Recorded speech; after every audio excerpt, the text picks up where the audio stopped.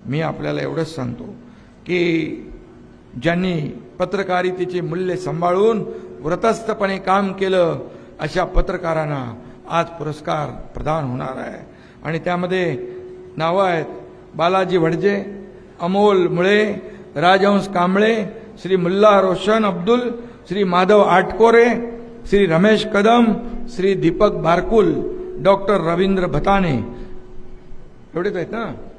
या सर्वांचं मी मनापासून सत्कार मूर्तींचं अभिनंदन करतो, त्यांना खूप खूप शुभेच्छा देतो।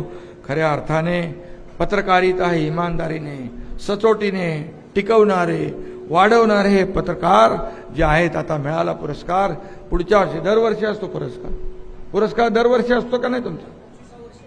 दरवर्षी आता पुढच्या पुरस्कारा सोहळ्याला देखील मी येईन आणि तेव्हा देखील ज्यांना पुरस्कार मिळेल त्यांना देखील पुरस्कार देण्याचं भाग्य मला मिळेल।